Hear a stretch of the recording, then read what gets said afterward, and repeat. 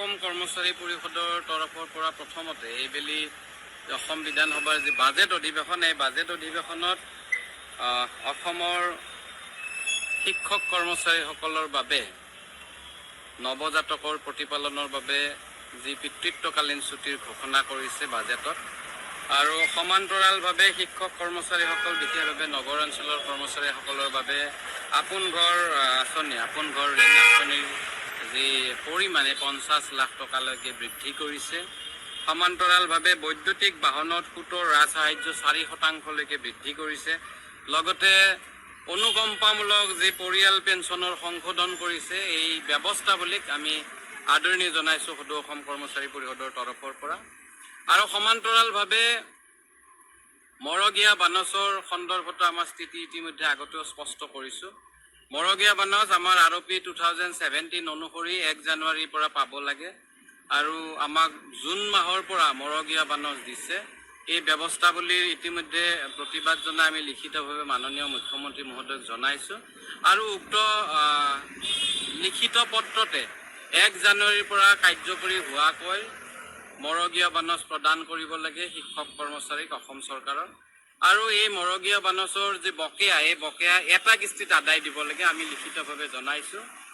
আৰু এই সন্দৰ্ভত বিভিন্ন ধৰণৰ আমাৰ শিক্ষক কৰ্মচাৰীৰ মাজত এক সংশয় হৈছে মনত বেদনা হৈছে ক্ষোভ জন্মিছে এই সংশয় আঁতৰ কৰি আমাক সকলোকে আশ্বস্ত কৰিব লাগে আৰু কৰ্মচাৰী সমাজৰ এই যি সংশয় এই যি ক্ষোভ এই ক্ষোভ বঞ্চনা বন্ধ কৰি আমাক ডিয়াৰনেছ এলাউন্সৰ যি এৰিয়া অতি শীঘ্ৰে প্ৰদান কৰিব লাগে আমি অসম চৰকাৰলৈ দাবী জনাইছোঁ আৰু সমান্তৰালভাৱে যোৱাকালি অসম বিধানসভাত NPS, UPS আৰু OPS সন্দৰ্ভত যি কথা ওলাইছে সেই সন্দৰ্ভতো বিভিন্নজনে কৰ্মচাৰী পৰিষদৰ স্থিতি সন্দৰ্ভত সুধিছে সদৌ অসম কৰ্মচাৰী পৰিষদৰ প্ৰতিনিধি সভাৰ সিদ্ধান্ত অনুসৰি দাবী চনদৰ প্ৰথমটো সিদ্ধান্ত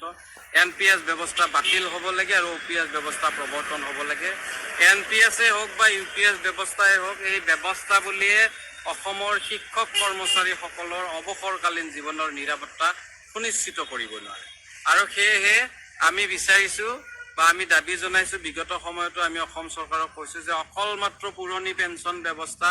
OPS ব্যৱস্থাইহে অসমৰ শিক্ষক কৰ্মচাৰীসকলৰ অৱসৰকালীন জীৱনৰ নিৰাপত্তা সুনিশ্চিত কৰিব লাগে এই সন্দৰ্ভত সদৌ অসম কৰ্মচাৰী পৰিষদৰ দৃষ্টিভংগীত যি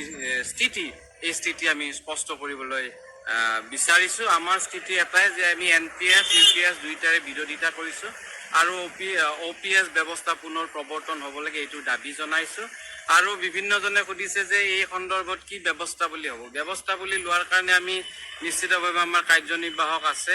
আমি বিধানসভাৰ অধিৱেশন অনুষ্ঠিত শেষ হোৱাৰ পিছতে আমাৰ কাৰ্যনিৰ্বাহক সভা অনুষ্ঠিত কৰিম আৰু কাৰ্যনিৰ্বাহকে যি ধৰণে নিৰ্দেশনা দিয়ে পৰামৰ্শ দিয়ে নিশ্চিতভাৱে সদৌ অসম কৰ্মচাৰী পৰিষদ অনাগত দিনত অগ্ৰসৰ হ'ব UPS দুইটাৰে বিৰোধী আমি OPS ব্যৱস্থাত বিশ্বাসী আৰু ইয়াত উল্লেখ কৰিছে যে কোনোবা কানি নতুন কৰ্মচাৰীয়ে NPS ভাল পাইছে কোনে ভাল পাইছে বেয়া পাইছে সেই সন্দৰ্ভত আমি অৱগত নহয় কিন্তু সদৌ অসম কৰ্মচাৰী পৰিষদৰ বিগত সাধাৰণ সভা বা বিগত অধিৱেশনসমূহত প্ৰথমটো দাবী চনদত প্ৰথম প্ৰস্তাৱ যে NPS ব্যৱস্থা বাতিল হ'ব লাগে আৰু OPS ব্যৱস্থা প্ৰৱৰ্তন হ'ব লাগে NPS, UPS আৰু OPS সন্দৰ্ভত সদৌ অসম কৰ্মচাৰী পৰিষদৰ স্থিতি স্পষ্ট আৰু অতি শীঘ্ৰে এই ডিয়াৰনেছ এলাউন্সৰ যি এৰিয়া এই এৰিয়াটো অতি শীঘ্ৰে দিব লাগে এইটো আমাৰ প্ৰাপ্য এইটো কোনো আমি খুজিবলগীয়া নহয় যে আমাক দিবলগীয়া নহয় আমি